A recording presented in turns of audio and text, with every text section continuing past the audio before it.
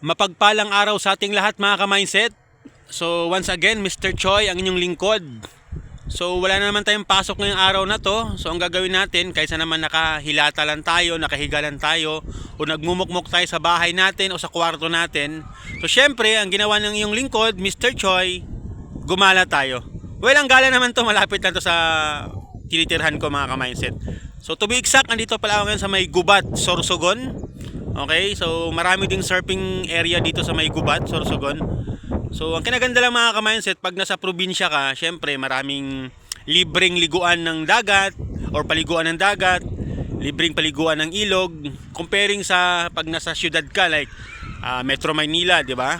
So ang kinaganda lang dito sa mga probinsya, especially in Sorsogon, nakilala sa gaganda ng mga dagat nila, sa mga ilog nila, madalas libre. Marami ka pang mapapaliguan na libre na napakalinis din mga ka-mindset, di ba? So tulad nito, ayan. So libre lang maligo diyan mga ka-mindset, hanggang doon 'yan. Although may resort doon banda sa may unahan, pero syempre may mga bayad na, may mga entrances na 'yon, may entrance fee. So yun lang ang sinasabi ko sa inyo mga ka-mindset, hindi mo kailangang gumastos ng mahal para mag-refresh, para mag-unwind, o para tanggalin yung stress sa buhay. 'Di ba? Kasi gaya na sinasabi ko sa inyo, life balance lang. Hindi pwedeng puro trabaho lang din, hindi rin puro gala lang din, hindi puro inom lang, hindi puro gimmick, hindi puro disco. Dapat trabaho ka din ng maayos. Ika nga 'di ba? Life balance, play hard, work hard. Kasi hindi pwedeng puro ka lang play hard, hindi ka rin nag-work hard. At hindi rin pwedeng puro ka lang work hard, hindi ka rin nagpe-play. Normal lang 'yun. Kaya nga life balance ang tinatawag mga ka-mindset eh. 'Di ba? So life balance. So ayun. So, ang kinaganda lang kasi ng ganito mga ka-mindset, pag nasa probinsya ka, gaya ng sinabi ko kanina, libre lang maligo. Ayun oh. Ang linis nito mga ka-mindset, no? Kung makikita nyo lang actual, napakalinis ng mga dagat dito, or especially mga ilog dito. And then pag bandang hapon, maraming tumatambay dito. May pamilya, may mga estudyante, may mga nagpa-practice, may mga nagde-date, may mga nagtitinda.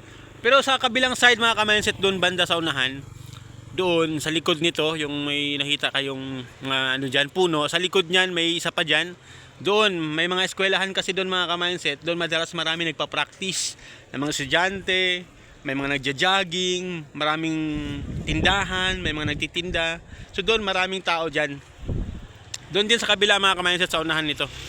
So yan ang kinaganda mga ka-mindset, gaya na sinabi ko uli, hindi mo kailangan gumastos ng mahal para mag-unwind, para mag-refresh. 'Di ba? Kailangan nating mag-refresh, ma-recharge. Kasi nga syempre, after that, panibagong laban na naman ng buhay. Hindi pwedeng punong-puno na yung utak mo, sasabog na yung utak mo. And that's the time na mawala ka na sa concentration mo, mawala ka na sa focus mo, kasi nga wala kang outlet, 'di ba? Kailangan mo magpahinga, kailangan mo mag-recharge. So yun lang mga ka-mindset, no? Paalala lang naman, lagi kong sinasabi sa inyong mag-isip ng mabuti sa buhay. Okay? So once again, it's me, Mr. Choi. Lagi nagsasabi sa inyong mindset is power.